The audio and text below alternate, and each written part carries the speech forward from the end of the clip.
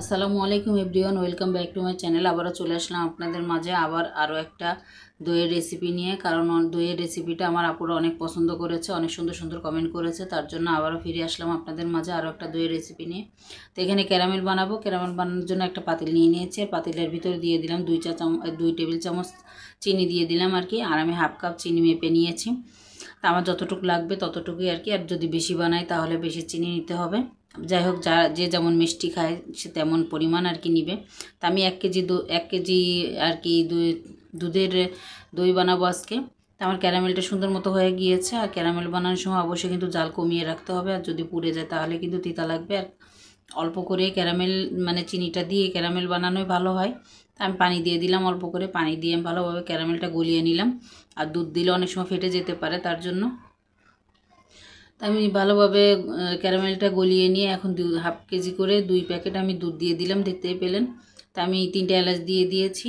আর গুঁড়া দুধ ছিল কিছুটা, আমি দিয়ে দিয়েছি। আমার গুঁড়া দুধ শেষ হয়ে গেছে। গুঁড়া দুধটা বেশি দিলে হয় কি তাড়াতাড়ি বানানো হয়ে যায় আর ঘন হয় তাড়াতাড়ি, তার জন্য গুঁড়া দুধটা দেওয়া। না দিলেও কোনো সমস্যা নেই, তাহলে দুধটাকে অনেকক্ষণ জাল করে কমিয়ে নিতে হবে, দেরি হবে আর কি। আর গুঁড়া দুধ দিলে খুব দ্রুত ঘন হয়ে যাবে, তার জন্য আমি এখানে প্রায় 3 টেবিল চামচের মতো গুঁড়া দুধ দিয়ে দিয়েছি। তাই এখানে যে আমি দেখুন এই যে এখন চিনি দিয়ে দিচ্ছি। আর আমি বেশ সময় কিন্তু জাল করে নিয়েছি। আমি 3 ভাগের 1 ভাগ হয়ে গিয়েছে। আর চিনি দিয়ে কিন্তু আবারও কিছুক্ষণ জাল করে নিব। তা আমি এলাচটা এখন ফেলে দিচ্ছি, এলাচটার আর কোনো দরকার নেই। আবারও কিছুক্ষণ জাল করে নিব। আর এভাবে কিন্তু জাল করে নিলে কিন্তু খুব সুন্দর হবে। আর যদি পাতলা যদি করতে চান তাহলে কিন্তু হতে চাবে না। আর যেহেতু যারা পারেন না তাদের জন্য বলছি আর কি। আর এখানে দেখুন আমি যে গত মিষ্টি দই বানিয়েছিলাম সেই মিষ্টি দই কিছুটা নিয়েছি, টক দই কিছুটা নিয়েছি।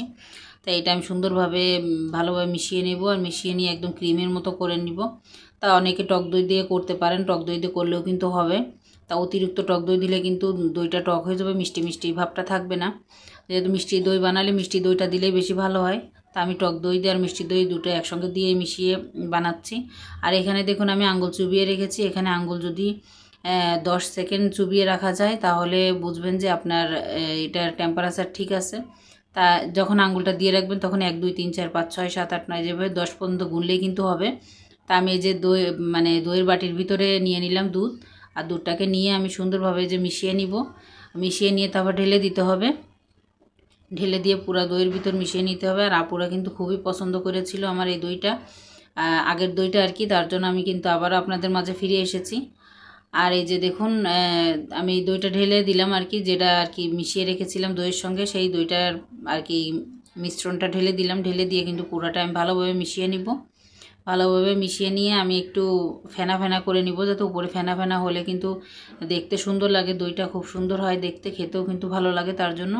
আর দেখুন এরকম পেছলার দিয়ে করলে কিন্তু ফেনা ফেনা হয়ে যাচ্ছে। তা আমি এই বাটির ভিতরেও কিন্তু দই বসাবো, তার জন্য আমি এই বাটিতে দই নিয়ে নিচ্ছি। আর অন্য একটা বাটিতেও আমি কিন্তু দই বসাবো। আর এই মাঝে আপনাদের মাঝে একটু সরি বলে নিচ্ছি, কারণ আমার এখানে একটু ভুল হয়ে গিয়েছে। আর সেটা আমি বলবো পরে কি ভুল করেছি। তাই যে আমি এটাতে নিয়ে নিলাম কিছুটা খালি রেখে, আর একটা বাটিতে আমি ঢেলে নিব। সেটাতেও দেখুন হয়ে যাবে আর কি। স্টিলের বাটি দুইটাতেই বসাচ্ছি। আর আগে যেদিন বসাইছিলাম সেটা কিন্তু অন্য বাটি ছিল। তাই এটাতে আমি যে সুন্দরভাবে ঢেলে নিয়েছি। ঢেলে নিয়ে এখন দেখুন আমি একটা বলের ভিতরে বা একটা বড় পাতিলের ভিতরে কিন্তু এরকম কম্বল নিয়ে নিয়েছি। আর কম্বলটা নিয়ে আমি বসিয়ে দিলাম। আর বসিয়ে দিয়ে একটা ঢাকনা দিয়ে ঢেকে দিব। ঢেকে দিয়ে আমি সুন্দরভাবে ঢেকে রেখে গরম জায়গায় রেখে দিব। যেমন পাকঘর কিন্তু গরম থাকে সবসময়, পাকঘরেও রেখে দিতে পারেন, বা ফ্রিজের সাইডে কিন্তু পিছন সাইড বা ওই যেখানে কিন্তু গরম থাকে সেখানেও রেখে দিতে পারেন। আর যা রোদেরও রাখা যেতে পারে। তা এইভাবে কিন্তু গরম জায়গায় রাখলে কিন্তু হবে। তা আমি যে ভুল করেছিলাম সেটাই বলতেছি। আমি ওই বাটিটা যাই হোক খাওয়া হয়ে গিয়েছে, যে কোনো কারণে হোক, সেটা আমি বলতে চাচ্ছি না। তা আমি এই বাটিটা আপনাদের মাঝে দেখিয়ে দিচ্ছি। দেখুন এটা কিন্তু খুব সুন্দরভাবে বসে গিয়েছে। প্যাকেটের দুধ দিয়েও কিন্তু দই বসে। তা মাশাআল্লাহ খুব সুন্দর হয়েছে। আর খেতে কিন্তু অনেক মজা হয়েছিল। বিশ্বাস না হলে অবশ্যই বাসায় ট্রাই করবেন, ট্রাই করে দেখবেন যে খেতে কতটা মজা হয়।